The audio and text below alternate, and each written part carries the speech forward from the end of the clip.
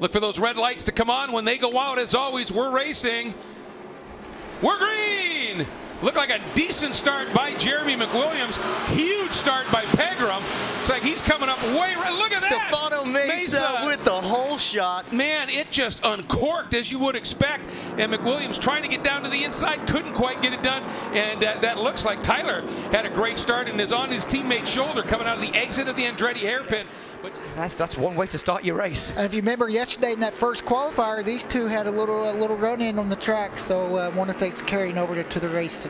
Oh, and it's already started. Elbow in the face there. Rocco Landers takes the lead and looking on the inside too, and they both go through. Blake Davis then is demoted from first to third. Because the rear grip is just so good. Yeah, that makes a lot of sense, and you want the rear grip to be good. These guys, a lot of them like to steer the bike with that throttle. And you see P.J. Jacobson taking another big run, and he's going to go up the outside of Matthew Skoltz. That's just going to be a really nice run for the 99 out of turn 11 to Josh even. So they're going into 3 now. Josh lines him up, goes up underneath him. All right, so your perfect run of when somebody's going to pass somebody didn't pay off, but Ty Scott's got a good motor underneath him. Thought he might try to sneak by in turn number 4. Yeah, from the time that they were kind of out there, you look at a replay of Hayes going back up underneath Ty Scott in turn 3.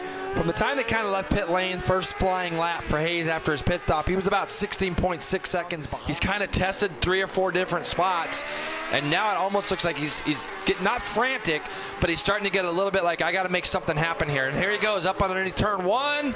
There's the pass for the lead. So Beaubier finally gets it done. Is Gagne going to fight back down to the bottom of the hill? No. Beaubier is very deep down there. Can he get it back in this double apex turn 2? He does. So now we're going to see what speed Cameron Beaubier has, as Josh Herrin went by behind him 5.9 seconds and goes fastest lap again.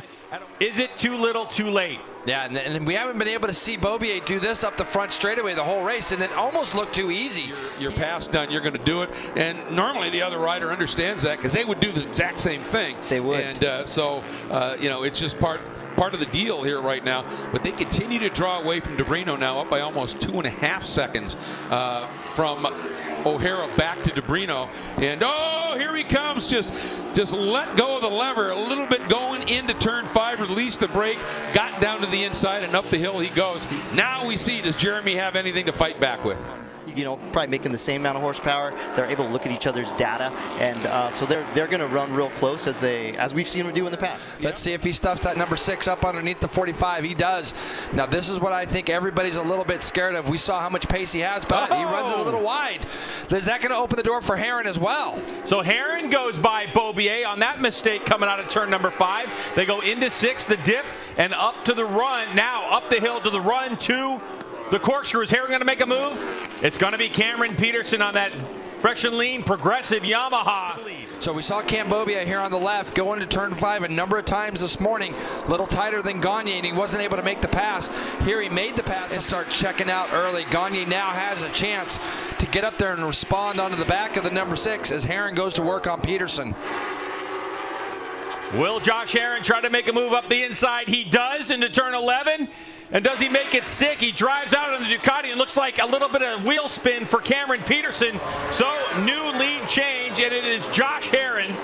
And here again, you're going to see Herrin with a good run out of turn 10. He's going to stick the nose of that number 2 down the inside of Cam Peterson, make that pass stick. Cameron Beaubier is going to pounce on you. Well, the other thing too is this morning's race, I feel like the BMW has the legs on the Yamaha. We've kind of seen that a little bit this year, but that Ducati, I think, is a match for the BMW top speed wise, and I think that will make it a little bit more difficult as Beaubier now makes that pass up into turn 5 like I thought he might try to do, Greg, and he just got a really good runs through turns 3 and 4 to make that pass. And now Herrin's going to go to work, and this might be the best thing for Josh right now. Like you were talking about, and this is a nice, easy up inside pass, perfectly done by Beaubier.